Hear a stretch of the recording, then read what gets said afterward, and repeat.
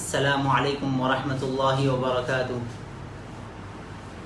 نحمدہ ونصلی علی رسولہ الکریم اما بعد۔ معزز ناظرین کرام، اس دنیا میں ہر بندہ پریشان ہے۔ کوئی کاروبار سے پریشان ہے، کوئی رزق کی وجہ سے پریشان ہے، ماں باپ اپنے اولاد سے پریشان ہے، پڑوسی سے پریشان ہے، اور ہر بندہ کسی نہ کسی پریشانی میں مبتلا ہے۔ بہت کم لوگ ایسے ملتے ہیں جو یہ ظاہر کرتے ہیں کہ الحمدللہ مجھے کسی چیز کی کوئی پریشانی اور غم نہیں ہے، ورنہ تو ہر بندہ پریشان ہے۔ چنانچہ آج کے اس پروگرام میں ہم نے کوشش اس بات کی ہے کہ وہ باتیں، وہ اعمال، وہ دعائیں اور وہ وظیفے بتائے جائیں جس سے ہر بندے کی پریشانی دور ہو سکتی ہے اور سکون اور راحت کی زندگی بندہ گزار سکتا ہے۔ شرط یہ ہے کہ اس کا کامل ایمان ہو، مکمل عقیدہ ہو، اس لیے کہ اللہ کے نبی صلی اللہ علیہ وسلم کی جو تعلیمات ہے، ہمارے دل میں اس کا عقیدہ یہ ہے کہ سورج مغرب سے نکل سکتا ہے لیکن ہمارے نبی کی بتائی ہوئی بات کبھی غلط نہیں ہو سکتی۔ اور چونکہ اس وقت رزق کے متعلق بہت سارے لوگ پریشان ہیں، جو چند وظائف رزق کے متعلق بھی عرض کیے جائیں گے، کیونکہ اس زمانے میں ہر بندہ پریشانی کا حل جو ڈھونڈتا ہے وہ عاملوں کے پاس جا کر اپنے ایمان کو خطرے میں ڈالتا ہے۔ بسا اوقات یہ وہ عامل ہوتے ہیں جن کے پاس اپنی تمام ضرورتوں کو بتانے اور حل کروانے کی کوشش میں آدمی اپنے ایمان سے بھی ہاتھ دھو بیٹھتا ہے، اس کا ایمان بھی ختم ہو جاتا ہے۔ کفریہ اور شرکیہ الفاظ، اعمال ان عاملوں کے ذریعے سے ہوتے ہیں۔ میں یہ نہیں کہتا کہ سارے عامل اسی نوعیت کے ہیں، لیکن اکثر عامل وہ ہے جو آئے ہوئے مریض کو مکمل کوشش اس بات کی کرتے ہیں کہ وہ ان کی جال میں پھنس جائے اور تعویذ، دعائیں، وظیفے، عملیات، ان تمام چیزوں میں آدمی ایسا گھر جائے کہ اس سے نکلنا آدمی کے لیے مشکل ہو جائے۔ ایک بہت بڑے عامل جو کئی سال سے ہم ان کو جانتے ہیں، ایک مرتبہ انہوں نے یہ کہا کہ یہ ایک ایسا دلدل ہے کہ اس سے آدمی اندر جاتا ہے لیکن باہر کبھی نہیں آ سکتا۔ تو معلوم یہ ہوا کہ عاملوں کے پاس جانا اپنے ایمان کو خطرے میں ڈالنا ہے۔ اور میرے محدود مطالعے کے مطابق، کم علمی کے مطابق میں یہ بات کہوں گا کہ اللہ کے نبی صلی اللہ علیہ وسلم کے زمانے میں کوئی تعویذ لکھنا اور پھر کسی تعویذ کو دینا ایسا بہت کم ہوا ہے کہ آپ صلی اللہ علیہ وسلم عامل تھے، کوئی آدمی آ جائے تو اس کو پڑھ کے پھونک دیے اور پھر وظیفہ دے دیے نمک کے اوپر، لیموں کے اوپر، یا پھر اگربتی کے اوپر، یا اس طریقے کی جتنی بھی چیزیں زمانے میں ہوا کرتی ہیں۔ تو معزز ناظرین، اللہ رب العزت نے انسان کی ہدایت کے لیے جو کلام مجید کو نازل کیا ہے، اس میں اتنی صورتیں اور اتنی آیتیں ہیں، ایسی صورتیں اور ایسی آیتیں ہیں کہ آدمی اگر اس کو پڑھ لے تو سارے مسائل اس کے حل ہو سکتے ہیں۔ چنانچہ چند باتیں آپ کے سامنے عرض کی جائیں گی۔ علامہ جلال الدین سیوطی رحمۃ اللہ علیہ نے فرمایا ہے کہ اللہ رب العزت نے قرآن کریم میں سورہ فاتحہ کو نازل کیا ہے۔ جو شخص سورہ فاتحہ کی کثرت سے تلاوت کرے گا وہ اللہ کے غضب سے دور رہے گا، یعنی جو بندہ اللہ کے غضب سے دور رہے گا اس کو کبھی کوئی پریشانی نہیں آ سکتی، وہ اللہ کا محبوب بندہ بن جائے گا۔ اور جو سورہ یاسین کی تلاوت کرے گا قیامت کے دن کی پیاس سے اس کو نجات ملے گی، وہ پیاسا نہیں رہے گا۔ اور جو سورہ دخان کی تلاوت کرے گا اللہ رب العزت قیامت کے خوف سے اس کو نجات دیں گے۔ سورہ واقعہ کی تلاوت جو کرے گا اللہ کبھی زندگی میں اس کو فقر و فاقے میں نہیں رکھے گا۔ ہر بندہ پریشان ہے، رزق کی وجہ سے، تنگی کی وجہ سے، کاروبار کی وجہ سے، اس کو چاہیے کہ روزانہ مغرب کی نماز کے بعد سورہ واقعہ کی تلاوت کرے۔ اللہ کے نبی صلی اللہ علیہ وسلم نے فرمایا فقر و فاقہ سے اس کو نجات مل جائے گی۔ سورہ ملک کی جو تلاوت کرے گا قبر کے عذاب سے اس کو نجات مل جائے گی۔ اور جو سورہ کوثر کی تلاوت کرے گا آپسی جھگڑے اختلافات ختم ہو جائیں گے، اور جو دشمن اس پر دشمنی کرنے والے ہوں گے اس سے اس کو نجات مل جائے گی۔ سورہ کافرون کی جو تلاوت کرے گا موت کے وقت کفر سے اس کو نجات مل جائے گا، یعنی وہ اس حال میں نہیں مرے گا کہ کافر بن کر مرے۔ اور جو سورہ اخلاص کی تلاوت کرے گا نفاق سے اللہ رب العزت اس کو بری کرے گا۔ اور جو سورہ فلق کی تلاوت کرے گا حاسدین کے حسد سے اللہ اس کو بچائیں گے۔ اور جو سورہ ناس کی تلاوت کرے گا شیطان کے وسوسوں سے اللہ رب العزت اس کو بچائے گا۔ شیطان کے وسوسے جس کے بھی دل میں آتے ہیں اس کو گناہ لازم ہو جاتا ہے، وہ آدمی گناہ کرنے لگتا ہے۔ تو شیطان ہمارے دل میں گناہ کا وسوسہ ڈالنا یہ گناہ کرنے کی پہلی علامت ہوا کرتی ہے۔ اس لیے جو شخص شیطان کے وسوسے سے بچ جائے اس کو یہ نجات مل جائے گی کہ سورہ ناس کی تلاوت کرنا اس کے لیے لازم ہوگا۔ اور پھر اسی طریقے سے جو بندہ پریشان ہے، کاروبار میں پریشان ہے، یا پھر جو لڑکیاں کسی بھی نوعیت سے پریشان ہے، اس کو چاہیے کہ یا رحمان یا رحیم اور یا ہادی یہ 11 مرتبہ صبح اور شام پڑھنے کی وجہ سے اس کے تمام مسائل حل ہو جائیں گے، وہ دین دار بن جائیں گے اور دین پر اس کی موت ہوگی اور تمام مسائل اس کے حل ہو جائیں گے۔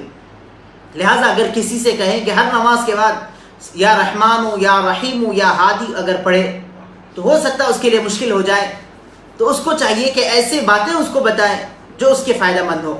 جیسے کسی لڑکی سے کہیں کہ آپ کا یہ عمل کرنا اچھے خاوند کے لیے فائدہ مند ہے کہ آپ کا نکاح اچھی جگہ پر ہوگا، تو لازمی بات ہے کہ وہ لڑکی اس کو پابندی سے پڑھے گی۔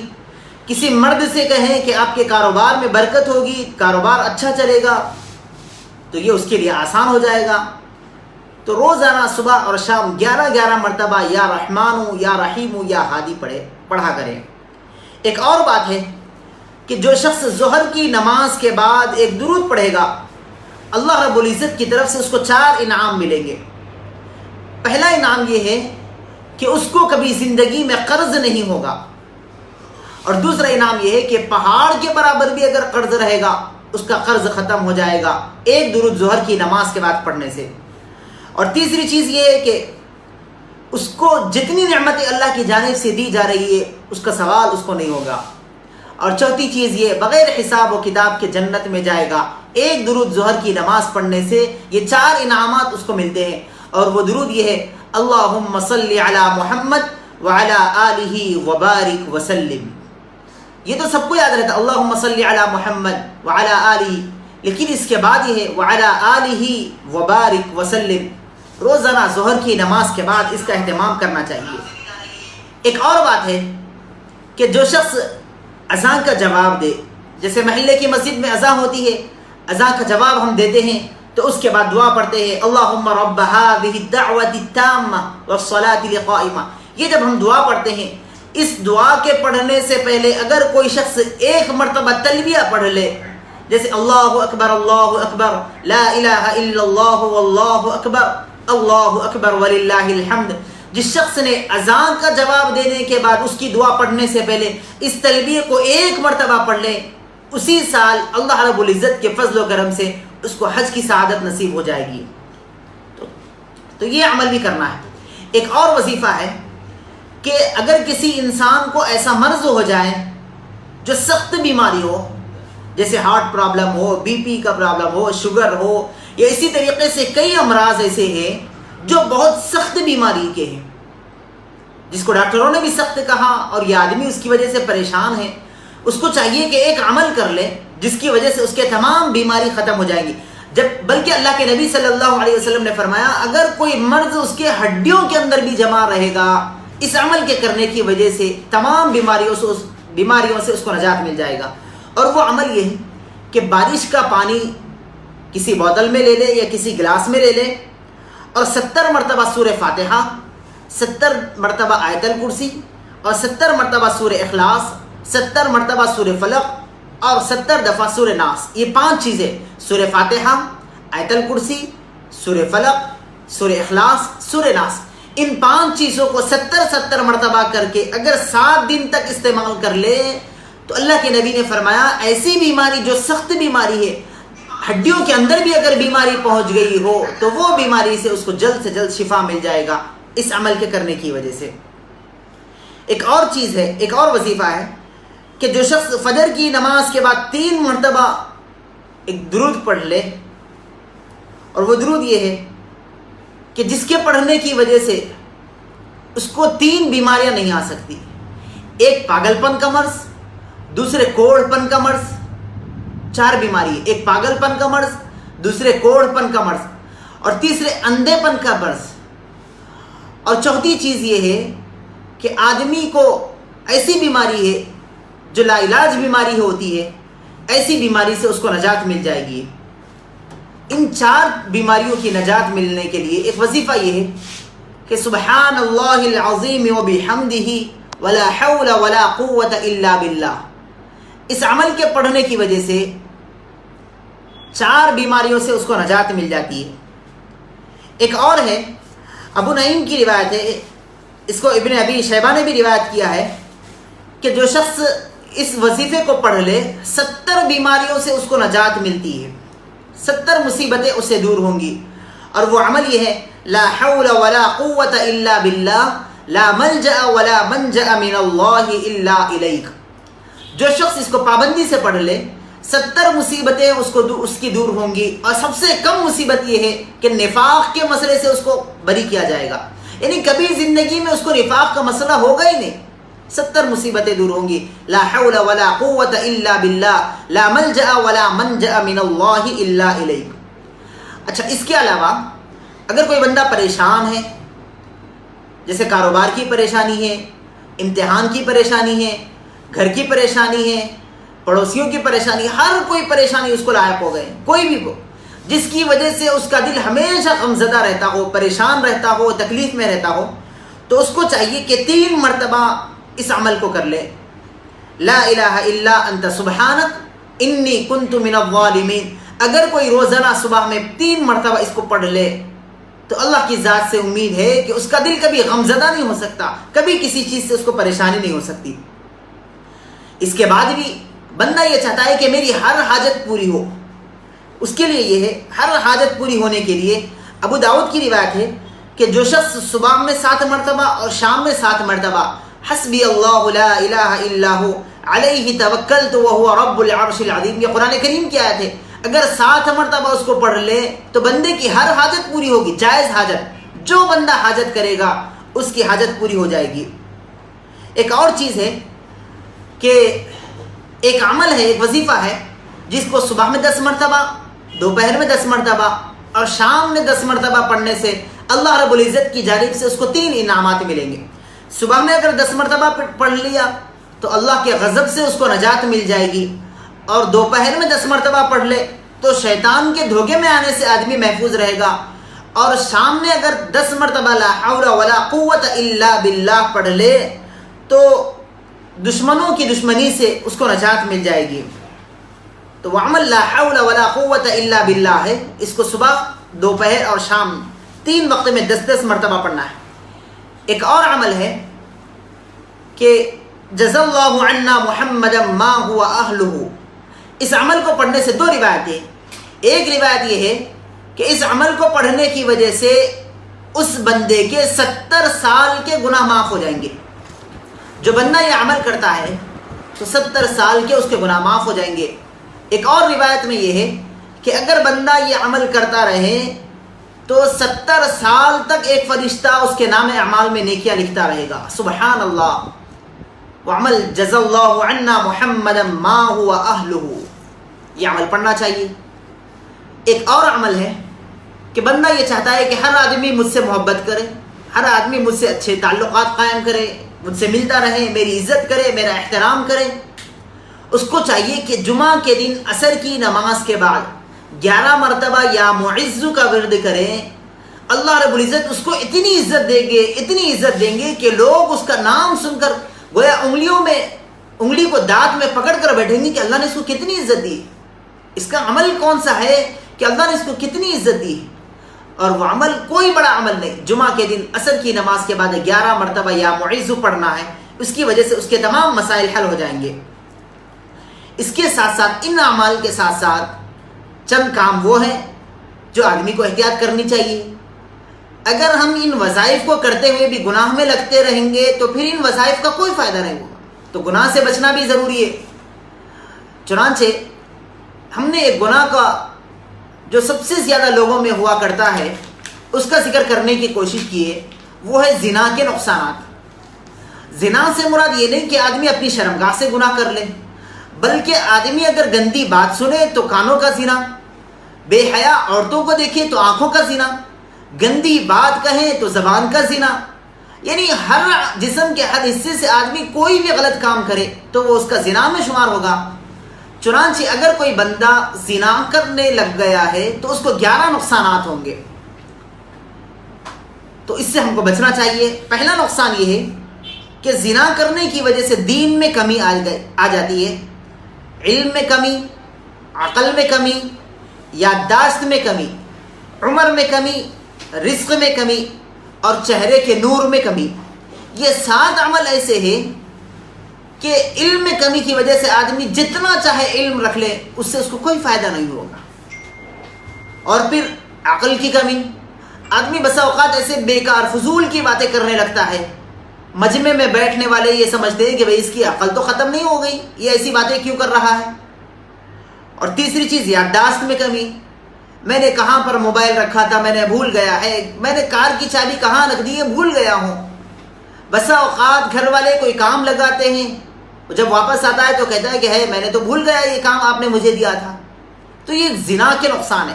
اور رزق میں کمی، آدمی جتنا چاہے کما لے، پریشان رہتا ہے کہ رزق میں کمی ہو جاتی ہے، پیسے بس نہیں ہوتے، کمائی اتنی ہے لیکن پھر بھی بس نہیں ہوتی. چہرے کے نور کی کمی، آدمی کے چہرے پہ جتنا چاہے میک اپ کر لے، چاہے وہ لڑکا ہو یا لڑکی ہو، جتنا چاہے میک اپ کر لے، اس کا میک اپ اس نور کو ظاہر نہیں کر سکتا جو نور گناہ کرنے کی وجہ سے ختم ہو گیا ہے. تو چہرے کا نور بھی ختم ہو جاتا ہے. یہ 7 چیزیں جس میں کمی آ جاتی ہے. 8ویں چیز یہ کہ نیکیوں سے بغض اس کے دل میں پیدا ہو جاتا ہے. نیک آدمی نیکی سے بغض پیدا ہو جاتا ہے. آپ اسے کہیں کہ نماز پڑھ لے تو اس کا دل نہیں لگتا، روزے رکھ لے تو وہ کاہلی کی وجہ سے روزے چھوڑ دیتا ہے، کوئی عبادت میں اس کا شوق نہیں ہوتا. نیکیوں سے بغض اس کے دل میں پیدا ہو جاتا ہے. 9ویں چیز یہ کہ اللہ سے دشمنی ہو جاتی ہے. اللہ کو میں ہی ملا تھا کیا کاروبار میں نقصان کرنے کے لیے، اللہ کو میں ملا تھا کیا میری گاڑی کا ایکسیڈنٹ ہوا، اللہ کو میں ہی ملا تھا کہ میری اولاد کا انتقال ہو گیا، اللہ کو میں ہی ملا تھا. یہ جملہ جب آدمی کہتا ہے تو سمجھنا چاہیے کہ اس سے ایسا گناہ ہو رہا ہے جو اس کے نقصانات میں یہ شامل ہے. 10ویں چیز یہ ہے کہ اس کی دعائیں رد ہو جاتی ہے. وہ آدمی جتنی چاہے دعا کر لے لیکن زنا کے نقصان کی وجہ سے اس کی دعا رد ہو جاتی ہے. اللہ رب العزت اس کی کوئی دعا قبول نہیں کرتا. 11ویں چیز جو سب سے اہم اور بہت بڑی چیز یہ ہے وہ یہ ہے کہ اللہ رب العزت اس گناہ کرنے والے کے پیشانی پر لکھ دیتے ہیں کہ یہ بندہ اللہ کے رحمتوں سے دور ہے اور جہنم سے قریب ہے. اللہ ہم سب کی حفاظت فرمائے. اتنی بڑی چیز، اتنی بڑی بات اس کی پیشانی پر لکھ دیا جاتا ہے جو بندہ گناہ کرنے والا ہوتا ہے. چنانچہ اس گناہ کے ساتھ ساتھ ہم کو بچنا چاہیے. اور پھر چند باتیں ہیں جس کا بھی خیال رکھنا چاہیے. 11 اعمال ایسے ہیں جس کے کرنے کی وجہ سے 11 فائدے حاصل ہوتے ہیں. پہلی چیز یہ ہے کہ انصاف کرنے کی وجہ سے حکومت قائم ہوتی ہے. دوسری چیز پرہیزگاری سے صحت قائم رہتی ہے. اور تیسری چیز ہے سخاوت کی وجہ سے آدمی کی دولت پکی ہو جاتی ہے. جتنا سخی ہوتا ہے اللہ رب العزت اس کے مال میں اتنا اضافہ کرتے ہیں. چوتھی چیز یہ نیکی کرنے سے انسان کی عزت بڑھ جاتی ہے. اللہ رب العزت لوگوں کے دلوں میں اس کی عزت ڈال دیتے ہیں. نیک اولاد سے والدین کو ہمیشہ جو پریشانی رہتی ہے وہ ختم ہو جائے گی. نیک اولاد سے والدین کو راحت مل جائے گی. اگلی چیز یہ کہ سچائی سے انسان کو کامیابی ملتی ہے. 8ویں چیز یہ ہے کہ نفرت کا نتیجہ ہمیشہ دشمنی سے نکلتا ہے، لہذا اس سے بچنا چاہیے. اور اگلی چیز یہ کہ فضول خرچی کرنے والا انسان ہمیشہ مقروض رہا کرتا ہے، اس سے بھی بچنا چاہیے. اور پھر اگلی چیز یہ کہ سچ بولنے والے کا ہمیشہ لوگوں کے دلوں میں اعتبار بیٹھ جاتا ہے کہ یہ آدمی سچ بولتا ہے. اور اگلی چیز یہ کہ معاف کرنے والا ہمیشہ اللہ کی نظر میں خوش رہا کرتا ہے اور اللہ کے نزدیک وہ محبوب بن جاتا ہے۔ چنانچہ یہ عمل ہم کو کرنا چاہیے۔ ایک آخر میں نقطے کی بات یہ عرض کر دیں کہ اس زمانے میں ہر بندہ رزق کی وجہ سے پریشان ہے۔ چنانچہ ہم نے مطالعے میں اس بات کو رکھا ہے کہ وہ کون سے عمل ہے جس کی وجہ سے رزق کے دروازے بند ہو جاتے ہیں، اور وہ کون سے عمل ہے جس کے کرنے کی وجہ سے رزق کے دروازے کھل جاتے ہیں۔ چنانچہ 16 کام ایسے ہیں جس سے رزق کے دروازے بند ہو جاتے ہیں، اور وہ 16 کام ہیں جن سے رزق کے دروازے کھل جاتے ہیں۔ تو سب سے پہلے ہم 16 وہ باتیں جس سے رزق کے دروازے بند ہو جاتے ہیں وہ ذکر کریں گے۔ پہلی چیز یہ کہ آدمی جوتے پہن کر کھڑے ہو کر کھانا کھانا، جسے دعوتوں میں دیکھتے ہیں، ہوٹلوں میں، کہ آدمی جوتا بھی پہنا ہوا ہے اور کھڑے ہو کر کھانا کھا رہا ہے۔ دوسرے، بیت الخلاء میں ننگے سر جانا، یہ عام بات ہو گئی ہے۔ جو شخص بیت الخلاء جاتا ہے وہ تو ننگے سر ہی جاتا ہے، الا یہ کہ جس کو سر پر ٹوپی رکھنے کی عادت ہو۔ تیسری چیز ہے بیت الخلاء میں باتیں کرنا۔ یہ پچھلے زمانے میں تو نہیں ہوا کرتا تھا، لیکن اس زمانے میں موبائل فون نے یہ وبا کو اور پھر اس بات کو وہاں تک لے گیا ہے کہ لوگ بیت الخلاء میں بیٹھے ہوئے ہوتے ہیں اور موبائل فون پر مزے میں باتیں کیے ہوئے ہیں۔ تو بیت الخلاء میں باتیں کرنا، مہمان کو بوجھ سمجھنا، جب گھر پر مہمان آئے اور کتنے دن رہیں گے، کب جائیں گے، کب تک کھائیں گے، ہمارا کتنا نقصان کرتے جائیں گے، مہمان کو بوجھ سمجھنا، اس سے رزق کے دروازے بند ہو جاتے ہیں۔ بغیر ہاتھ دھوئے کھانا کھانا، کھانا کھانے کے برتن کو صاف نہ کرنا، جیسا کھائے تھے برتن میں کھانے کے دانے موجود تھے، آپ ویسے ہی ہاتھ دھو دیے۔ مسجد میں دنیا کی باتیں کرنا، یہ عام ہو گیا ہے کہ لوگ مسجد میں جاتے ہیں تو باتیں میں ایسے مصروف ہو جاتے ہیں گویا وہ حدیث کا درس پڑھا رہے ہیں۔ مسجد میں دنیاوی باتیں کرنا۔ فقیر کو جھڑکنا، آپ کو اگر نہ دینا ہو تو فقیر کو اچھے انداز میں کہیں کہ بھائی آپ چلے جائیں، میں نہیں دے سکتا، لیکن فقیر کو جھڑکنا رزق کے دروازوں کو بند کرنے کی بھی علامت ہوتی ہے۔ مغرب کے بعد بغیر کسی عذر کے سو جانا، بیمار ہو یا پھر کوئی اور پریشانی ہو تو سو جائے، وہ الگ بات ہے، لیکن بغیر عذر کے مغرب کے بعد سونے والے کو اللہ کے نبی صلی اللہ علیہ وسلم نے فرمایا رزق کے دروازے بند ہو جاتے ہیں۔ قضا نماز، فرض نماز کو قضا کرنا بغیر کسی عذر کے، آپ نہ سفر میں ہے، نہ بیمار ہے، نہ کچھ ہے، لیکن نمازوں کا آپ قضا کر رہے ہیں۔ جھوٹ بولنا، رزق کے دروازے بند ہو جاتے ہیں۔ گانے بجانے میں دل لگنا، یہ گانے بجانے سننے کو اپنا شعار سمجھنا۔ نوجوان گاڑی پر جاتے ہیں، ایک جگہ سے دوسری جگہ پر کانوں میں ہیڈ فون لگاتے ہیں۔ ہم یہ تو نہیں کہہ سکتے کہ ہر بندہ جو کان میں ہیڈ فون لگایا ہوا ہے وہ تو گانے سن رہا ہے، لیکن اکثر طبقہ یہ دیکھنے کو ملتا ہے کہ وہ گانے سنتے ہیں۔ کار میں جاتے ہیں تو ایسا ڈیک لگاتے ہیں کہ اندر بیٹھنے والے کسی کو ایک دوسرے کی بات سننے کو نہیں ملتی۔ تو گانے بجانا یا پھر گانا سننا، اس سے بھی رزق کے دروازے بند ہوتے ہیں۔ اولاد کو برا بھلا کہنا کہ تو مر جائیں، تو مجھ پر پیدا ہو کر پریشان کر دیا ہے، تو ایسا ہو جائیں، تو یہ ہو جائیں، یہ جتنی بھی بددعائیں دیا کرتے ہیں ماں باپ، اس سے بھی رزق کے دروازے بند ہو جاتے ہیں۔ قرآن کریم کو بغیر وضو کے چھونا، بلا وضو کے، بغیر وضو کے آپ قرآن کریم کو چھو لیں، اس سے بھی رزق کے دروازے بند ہو جاتے ہیں۔ نظروں کی حفاظت نہ کرنا، بے جا غیر محرم مرد کو دیکھنا، عورتیں یا پھر مرد بغیر عذر کے غیر محرم عورتوں کو دیکھنا، رزق کے دروازے بند ہو جاتے ہیں۔ اہل و عیال سے ہمیشہ لڑتے رہنا، بیوی سے ہمیشہ لڑتے رہے، بچوں سے لڑتے رہے، ماں باپ سے لڑتے رہے، رشتہ داروں سے لڑتے رہے، ہمیشہ اگر یہ کام کرتے رہے، اس کی وجہ سے بھی رزق کے دروازے بند ہو جاتے ہیں۔ یہ وہ 16 کام تھے جس کے بارے میں کہا گیا کہ اگر یہ کام کرتے جائیں گے تو رزق کے دروازے بند ہو جائیں گے۔ اب اگلی چیز سن لیں کہ وہ 16 کام جن سے رزق کے دروازے کھلتے ہیں۔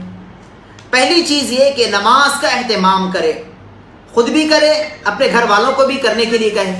چنانچہ اللہ رب العزت نے فرمایا وَأْمُرْ أَهْلَكَ بِالصَّلَاةِ وَاصْطَبِرْ عَلَيْهَا لَا نَسْأَلُكَ رِزْقًا نَحْنُ نَرْزُقُكَ، رزق کو ہم دینے والے ہیں۔ اپنے آپ کو اور اپنے اہل و عیال کو نماز کا عادی بنائے۔ دوسری چیز ہے کثرت استغفار، فَقُلْتُ اسْتَغْفِرُوا رَبَّكُمْ إِنَّهُ كَانَ غَفَّارًا يُرْسِلِ السَّمَاءَ عَلَيْكُمْ مِدْرَارًا وَيُمْدِدْكُمْ بِأَمْوَالٍ وَبَنِينَ وَيَجْعَلْ لَكُمْ جَنَّاتٍ وَيَجْعَلْ لَكُمْ أَنْهَارًا۔ جو بندہ کثرت سے استغفار کرتا ہے، اللہ رب العزت اس کے ان تمام مسائل کو حل کرتا ہے۔ اس میں سے ایک مسئلہ یہ بھی ہے کہ رزق کے دروازے اس کے لیے کھول دیے جاتے ہیں۔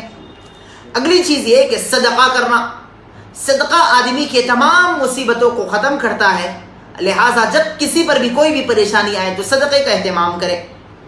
اگلی چیز ہے تقوی اختیار کرنا، کثرت سے نفلی عبادتیں کرنا۔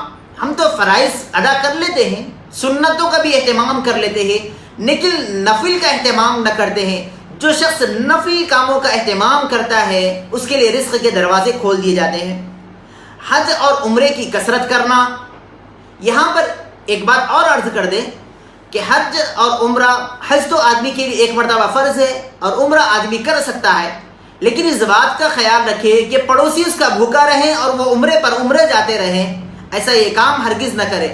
ہاں یہ الگ بات ہے کہ ہمارے پڑوسی بھی اچھے رہیں، محلے والے بھی اچھے رہیں اور سب کوئی فقر و فاقے میں مبتلا نہ ہو اور ہم عمرے پہ عمرہ کرتے رہیں، اللہ کے ذات سے امید ہے کہ رزق کے دروازے اس کے لیے کھول دیے جاتے ہیں۔ رشتہ داروں سے اچھا سلوک کرنا، کوئی بھی رشتہ دار سے دشمنی نہ رکھیں، بغض نہ رکھیں، ان کے بارے میں دل میں کینہ نہ رکھیں، اس سے بھی رزق کے دروازے کھول دیے جاتے ہیں۔ کمزوروں کے ساتھ صلہ رحمی کرنا، ہمارے ماتحت کام کرنے والے کو یا پھر ہم سے چھوٹے ہو، ایک کمزور آدمی ہو، اس کے ساتھ صلہ رحمی کرنا۔ اللہ پر توکل کرنا کہ جو ہوگا اللہ کی ذات سے ہوگا۔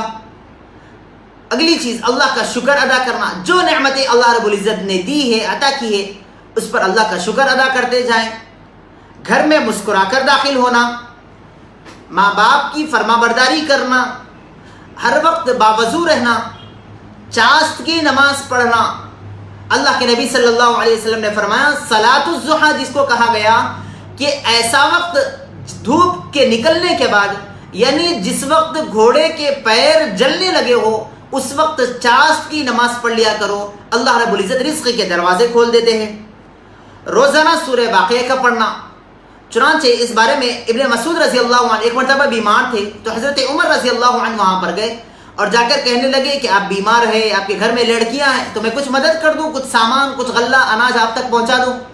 تو ابن مسعود رضی اللہ عنہ نے فرمایا کہ اللہ کے نبی صلی اللہ علیہ وسلم کی بتائی ہوئی تعلیمات میں یہ ہے کہ جو شخص مغرب کی نماز کے بعد سورہ واقعہ کی تلاوت کا اہتمام کرتا ہے، اللہ رب العزت اس کو کبھی فقر و فاقے میں مبتلا نہیں رکھتا، لہٰذا میری بیٹیاں اس کا اہتمام کرتی ہیں، آپ کی طرف سے دیے گئے اناج کی مجھے اس وقت ضرورت نہیں ہے، لہٰذا مغرب کی نماز کے بعد سورہ واقعہ کا اہتمام کرنا ہے۔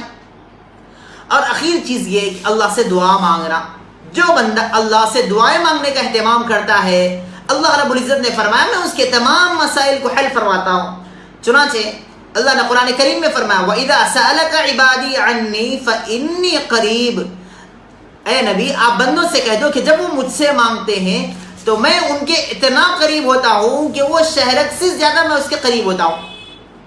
اور سائنسداں کہتے ہیں کہ شہرک انسان کی وہ رگ ہوتی ہے جس کے کاٹنے سے آدمی فوت ہو جاتا ہے، اتنی اہم جو رگ ہوتی ہے اس سے زیادہ قریب اللہ رب العزت بندے کے ہوا کرتے ہیں۔ بندہ جب جو دعا مانگتا ہے اللہ رب العزت اس کی دعا کو فوراً قبول کرتا ہے، لہٰذا ہم کو چاہیے کہ ہم اللہ رب العزت سے دعا مانگنے والے بنیں۔ اگر ہم دعا مانگنے والے بن جائیں گے اللہ رب العزت کی ذات سے امید ہے کہ ان تمام مسائل سے ہم کو چھٹکارا مل جائے گا۔ چنانچہ آج کے اس پروگرام میں ہم نے چند وظائف بتا دیے ہیں جس پر اگر کوئی عمل کر لے تو اس کی وجہ سے اس کے تمام مسائل حل ہو جاتے ہیں۔ اور ان وظائف میں بعض وظائف وہ بھی تھے کہ ایک وظیفہ کرنے سے اس کے کئی مسائل حل ہو جاتے ہیں، جیسے ہم نے کہا یا رحمانو یا رحیمو یا ہادی، اس کا ورد کرنے کی وجہ سے اچھے رشتے بھی آ جائیں گے، کاروبار میں بھی برکت ہو جائیں گی، امتحان میں بھی کامیابی مل جائے گی، اور پھر اسی طریقے سے جو جس مصیبت میں بھی پریشان ہے اس پریشانی سے اس کو نجات مل جائے گی۔ لہٰذا ان تمام باتوں کا اہتمام کرے، اور یہ وہ باتیں ہیں جو مجرب وظائف تھے، اور احادیث کی روشنی میں یہ باتیں آپ کے سامنے پیش کی گئی، اور بعض آیتیں اور بعض صورتوں کی فضیلتیں قرآن کریم سے لی گئی تھی۔ ہم دعا کرتے ہیں کہ اللہ جل شانہ ہم تمام کو ان باتوں پر عمل کرنے کی توفیق عطا فرمائے، اور ان وظائف کا اہتمام کرتے ہوئے اپنی زندگی کو بہتر سے بہتر بنانے کی کوشش کریں۔ وآخر دعوانا ان الحمد للہ رب العالمین۔